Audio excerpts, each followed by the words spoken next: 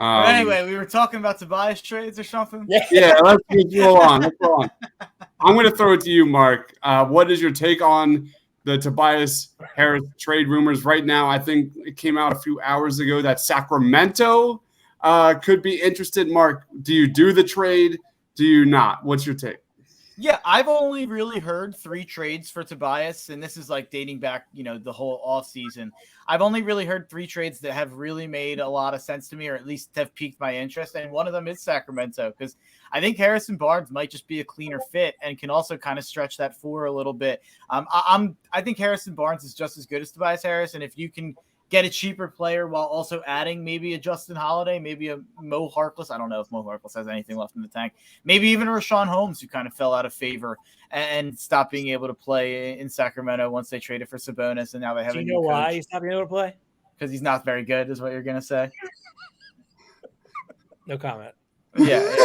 I'm not saying he's incredible or anything like that, but he could be at least an option at backup center if you're not convinced on Paul Reed. I'm convinced on Paul Reed. I don't need Rashawn Holmes. But if you can get the same level player as Tobias at a cheaper value while also adding a potential other rotation player, that's something I'm interested in. I think Sacramento makes a lot of sense for that. The only other team that I've heard that makes sense is Charlotte. I think there's definitely something there with Gordon Hayward as well. I think Hayward would be a really clean fit as well. And then I think Miles Bridges sign and trade would make sense, but I have no idea what's going to happen with Miles Bridges or what's going to happen. That'd be nice. I would love that trade. That I'm okay. For Miles Bridges. But is Charlotte just going to let him walk for free? No. It seems like that's what's going to happen. Like it seems like the reports are that they're not they're not going to match a deal. The reports are they're not signing him. So like, is someone just going to give him an offer sheet and they're not going to do it? Like they would probably rather at least get Tobias, who's expiring next year, and maybe you flip him for an expiring next year. So, but there's one important point to note here.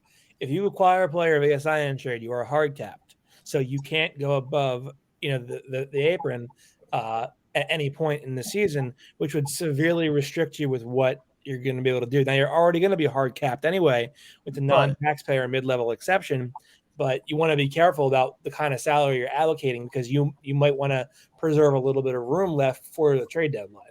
I totally agree with that. None of those 3 players I mentioned would take them. I think you would subtract on the cap, because I don't think even whatever Miles Bridges makes, I think Miles Bridges max would be lower than what Tobias is making right now, since the percentage raise in each year of Tobias's deal. I didn't think that far ahead. I'm sorry. But Hayward and Barnes both make less. Those are the only 3 things I've heard that pique my interest. So I'm not saying like I just said earlier, I'm not negative on Tobias. I just think that those 3 names make a lot of sense and would slot in really nicely. Bridges was definitely a pie in the sky idea. I'm not saying that was anything likely, but there seems to be no consensus on what's going to be happening with his free agency. So I thought it was worth bringing up. Real quick, John says folks need to remember what happened when the Sixers lost TJ McConnell's leadership. Tobias Harris is necessary. Anthony says, would you trade Thibault and Korkmaz for Royce O'Neal? Yes or no, real quick? Anybody? Yeah. Anybody? Yeah? We're all good. Yeah. That's a great trade. Kidding me? Kami says, are you going to talk about Bradley Beal today? Absolutely. Because he's going to sign a max with the Washington. He's going back to Washington. Keep that loser in DC. Let's be honest here. Let's be honest with ourselves here. I mean, this is more about him getting his money, and then if he feels like he can't win there, he's going to request a trade. I mean, that's inevitable. It'll probably be to Boston, and they'll probably send back Jaylen Brown, and it'll be the 2 best friends that anyone could ever have from St. Louis in Boston, and then Jaylen Brown is in DC. That'd be a dumb trade for Boston. I think neither team gets better by that trade. Bradley Beal's a loser. Tiago, what's your take on the Tobias Harris trade rumors? And we kind of touched on it earlier, real quick. Should the Sixers move on from Tobias?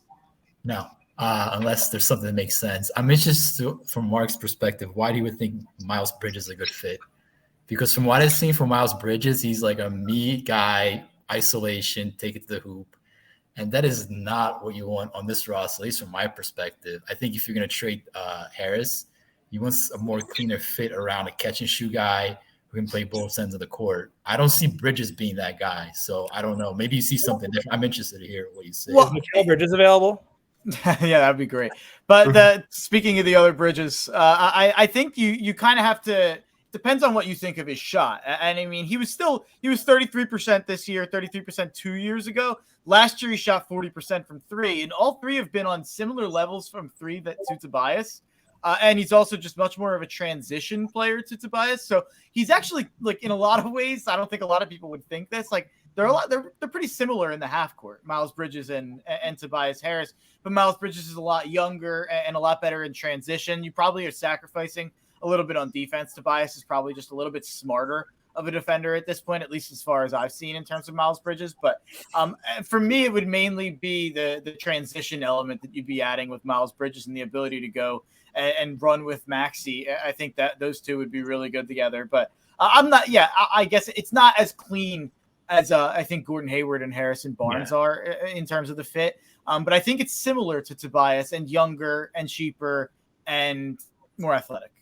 I do love the Gordon Hayward fit. I think it's a much better fit. And I just want to make more of a point because people love throwing the idea that, like, you just need a catch and shoot guy in Tobias's role. Tobias Harris is a very good player, man. It's not just catch and shoot with Tobias Harris. Like, people love throwing that idea around, like, oh, you just put Niang out there and the Sixers are better because there's an advanced matchup around. I'm like, yes, but, like, Tobias is still a very good player, and you just can't ignore that. Period. Mark, they're talking about the Houston Rockets. I'm listening to you guys. I'm watching the chat. Let's just talk about what we've seen. Someone brought up that the Sixers fell apart because they lost the TJ McConnell leadership. That's why they fell apart. Then they're going to tell us that we're sitting here just trying to recreate Houston.